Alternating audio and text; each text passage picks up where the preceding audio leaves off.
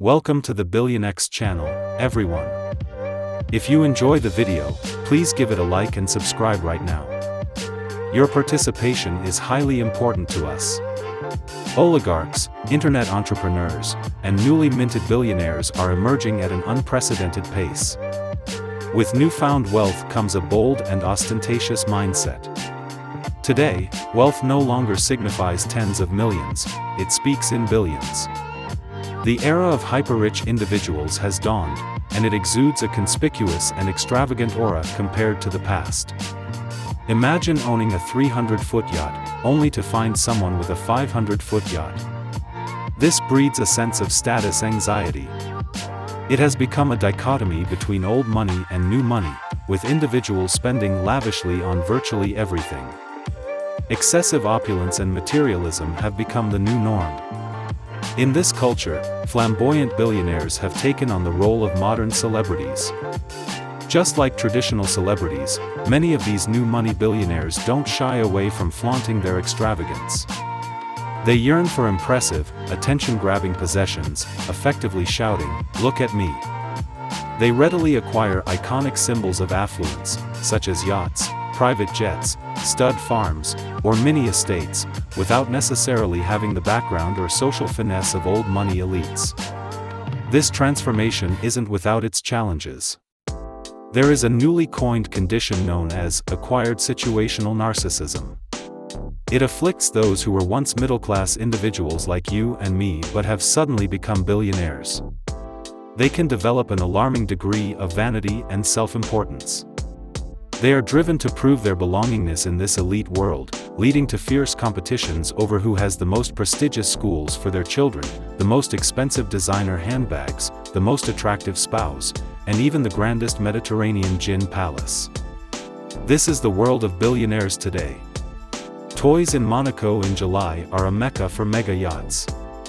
It's a chance for their owners to compare their floating villas, mobile palaces, or ego-boosting phallic symbols. They all boast, "That's right. I won." 10 years ago, we had the haves and the have yachts, but now we have the haves and the have giga yachts. We have the rich, the super rich, and the ultra rich. To join this ultra-exclusive club, you better have plenty of folding stock. Purchasing a yacht will set you back between 30 and 60 million pounds, which is a massive initial cost. And if you're the type who can afford a yacht, you'll likely want it refurbished, which will add at least another 4 or 5 million pounds, if not more, to the expense. The running costs of maintaining your own yacht are astronomical. Running costs are the hidden nemesis of every boat owner. There's an old adage that says you should rent anything that flies, floats, or fornicates because it costs an exorbitant amount of money to keep your vessel in the water. You'll also have to refuel, and we consume about 1,500 liters of fuel per hour with a capacity of about 7 hours of fuel. So, every trip to the gas station costs about 40,000 euros, and this can be a rude awakening even for the most enthusiastic new money billionaires.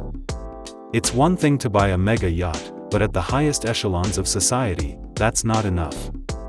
What sets the hyper-wealthy apart is their ability to build a new yacht to their own specifications. When you're that rich, you can have almost anything you want, within reason. For example, a client once inquired whether they could keep a pony on a boat for their daughter, with an exercising turntable at the back of the yacht. Such requests, while extravagant to most, are considered reasonable in this world. The super-rich live in a bubble and have a lifestyle that's a blend of James Bond and Bond villains. Another client wanted a shark tank on their yacht, like a swimming pool with live sharks, separated by a glass wall. These requests exemplify the extravagant tastes and desires of this exclusive club. Employing specialized naval architects like Ed Du Bois or Tim Haywood doesn't come cheap, and that's the point. No one is easy on your wallet if you decide to invest in a yacht. The yachts themselves are one-of-a-kind creations designed and built with exceptional craftsmanship. Some even consider them today's equivalent of cathedrals from the Middle Ages. These yachts are works of art and engineering. An example is a 66-meter yacht built over 3 tiers, costing an astonishing €66 million just for the exterior. The interior design can cost many more millions. These billionaires want the latest gadgets, movie theaters, and other wow factors. Yachts are more than just possessions, they are a way for the super rich to show off their status and wealth. It can be a source of genuine pain when another billionaire's yacht is even slightly larger. The competition to have the biggest yacht is never-ending. There are stories of billionaires playfully arguing over whose yacht is larger while anchored in places like Saint-Tropez. It's a bit like a cockfight on water. Here are the world's top 5 gigayachts. Topaz, weighing around 12,000 tons and stretching 147 meters. Al Sayed, built for the royal family of Oman, measuring 155 meters and accommodating 70 passengers and 154 crew members. Dubai, initially commissioned by Prince Jeffrey of Brunei and completed by Sheikh Mohammed bin Rashid Al Maktoum. Estimated to have cost nearly $1 billion. An unnamed yacht with an intruder-detecting system and anti-paparazzi laser shield, reportedly owned by Russian oligarch Roman Abramovich. Azam, the current top yacht, with 94,000 horsepower and the capability to travel at more than 30 knots.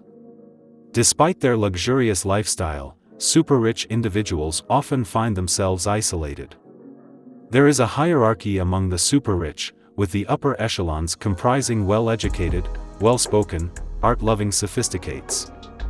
Those who can't match these criteria often feel excluded. As a result, many billionaires seek solace in their old friends and avoid becoming guests on other billionaires' yachts, as it can be a costly endeavor. The video showcases some of the ultimate seagoing super toys, including the jet ski, hoverpod, super slide, and flyboard, providing a glimpse into the lavish lifestyle of new money billionaires.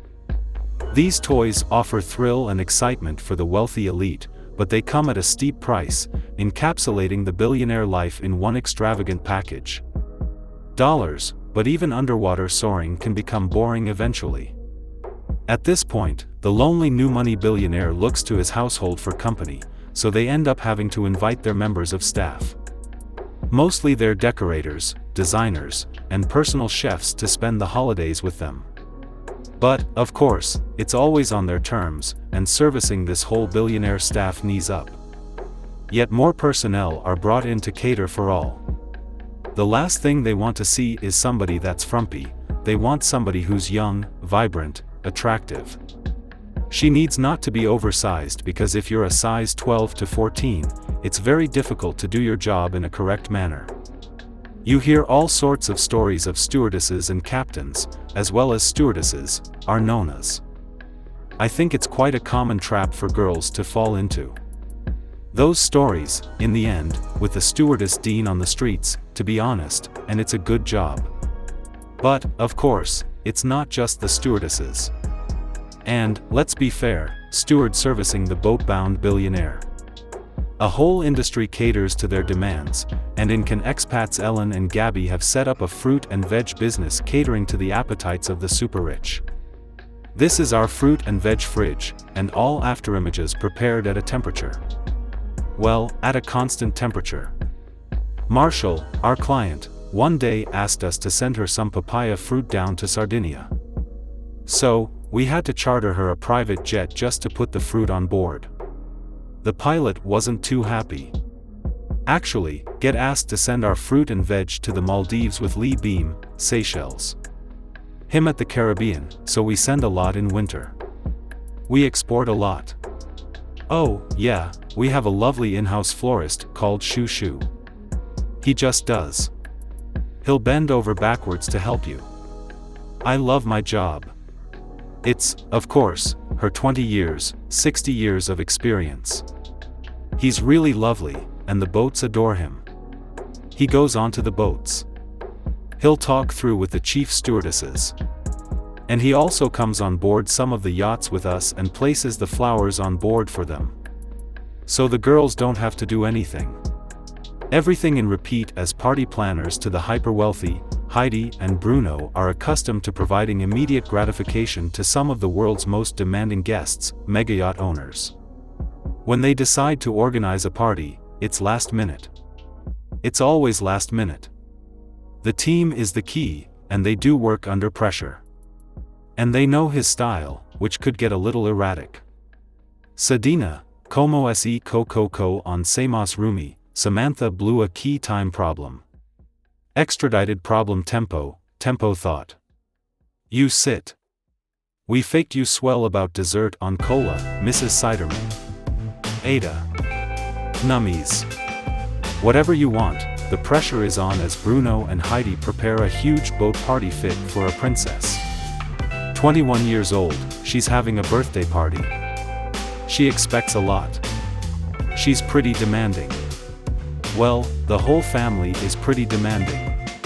Red party. Their Russian clients want a 6-course dinner with fine wines for 30 guests. They've insisted on a top DJ from London, dancers from Paris, and fresh lobsters from the bottom of the sea, all to be on their yacht by 8 p.m. this evening. They are not leaving to French cuisine. They're looking for good quality, fresh, and they do tend to have a lot of courses, and meals do tend to take a long time. The Russians might not say bomb to French food, but vino is a definite. We suggest we try to have them to just be open. We have to be expendable. To wait for them to understand, for them to want it. If it's not expensive, they won't want it. We have something interesting that we use a lot for charity on the boats. This is the best seller. It's real gold on it. It's very nice. Suddenly, there's a problem. The DJ is stuck in the UK. Vampirella, Vio Separato. Tinan Ottaviano. Supposed to swallow me for absolutely more. It's a DJ's in London. When we always have, okay, how much? How much is it?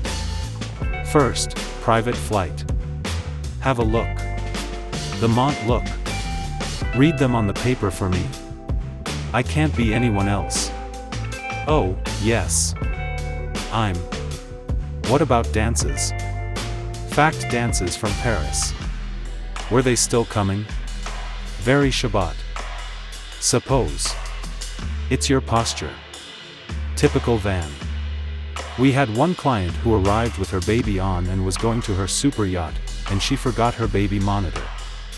And so we doesn't seem like a problem to you. Alright, but we were said we were going by. No, she didn't want to board one. She wanted her own. So I had to charter a jet to Moscow to get her baby monitor. Baby monitor arrived, and life continued. 4 hours till the deadline. And now it's all hands on deck from mad dash down the coast.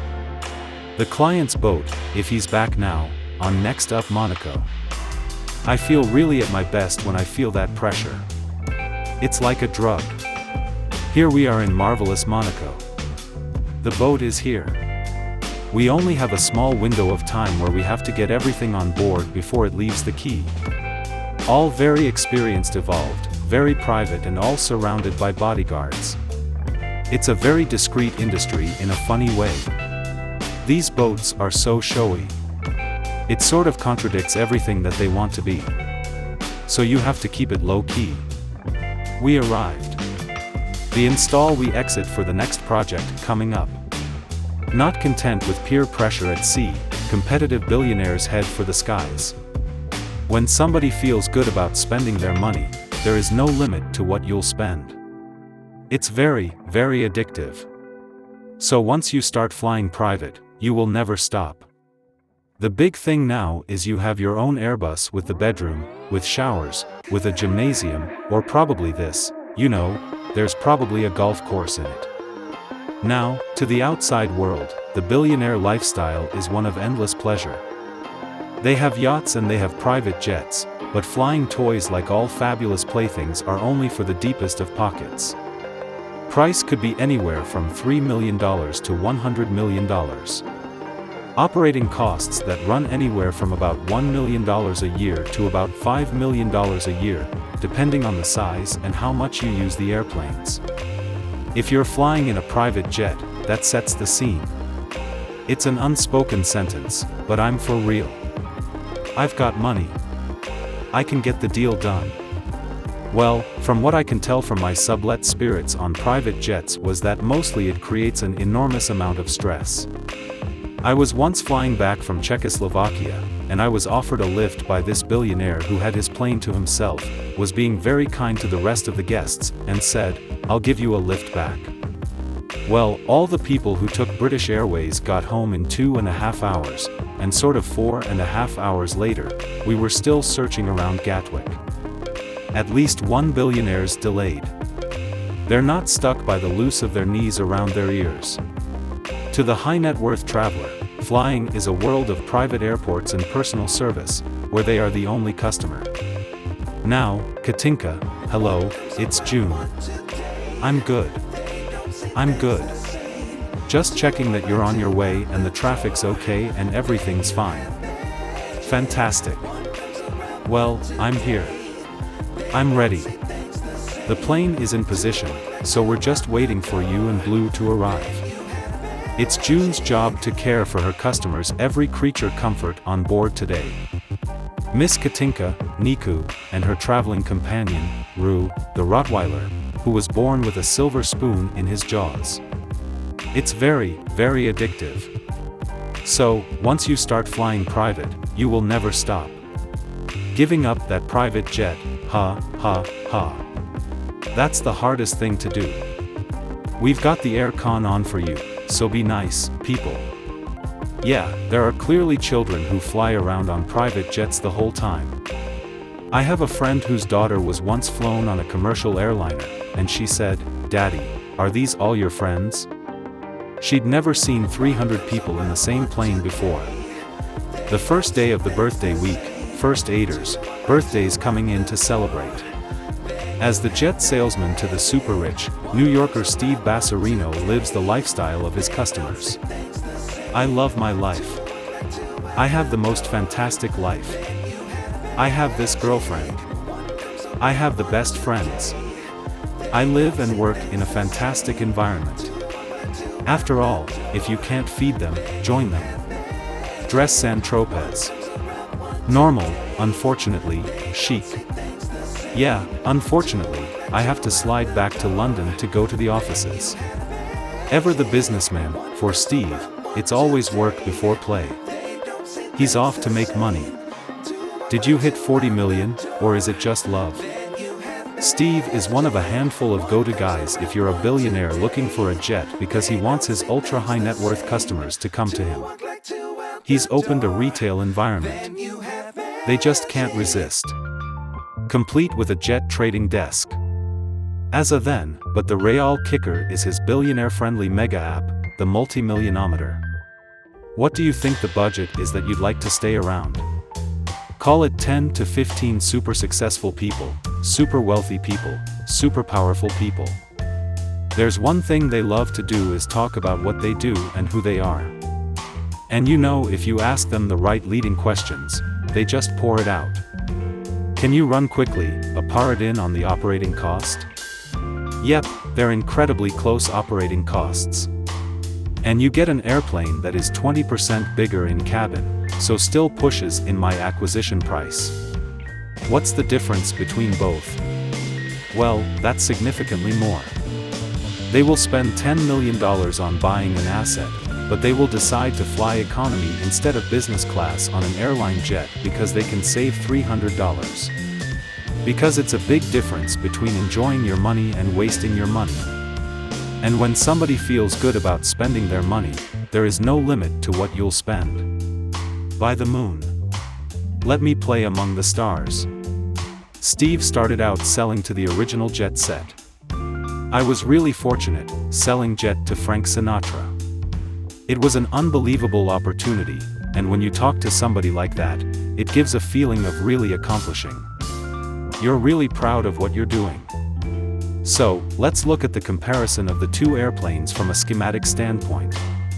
Steve's client has a relatively modest $13 million to spend on a second-hand 8-seater jet. Born salesman Steve knows the power of one-upmanship and heads next door to show exactly what a $300 million jet looks like. So, come on in here and you can experience, actually, a little bit bigger than the plane you're looking for. But actually, put you into the space. So, it's a little bit more, just said a lot of work if I can afford that. So, Steve, keep doing it. Okay, I have a lot more than you, got it. Come on in here, have a seat. Thank you. One fantastic cabin. This is an exact replica of an Airbus 319 corporate jet. This airplane, probably new, is about $85 to $90 million, a little bit more than what you're looking for. But it could be your second step. Third step. Third step. I hope you're right. Me too. So, by the time you have 600 people on your payroll who travel with you because you can't go anywhere without 2 personal chefs and 6 PA and your financial manager and your tax consultant. So then you need a Boeing. You know, you need an Airbus. And the big thing now is you have your own Airbus with the bedroom with showers with a gymnasium, or probably this unit. There's probably a golf course in it. Now, let's go check into the wow dining room of the Airbus or the conference room. And it actually extends even further to the bedroom of the airplane. No more, Steve. No more. Yeah, you know what? Upgrade it. Billionaires may claim their jets are just time-saving business tools, but being billionaires, they can't resist a little competition.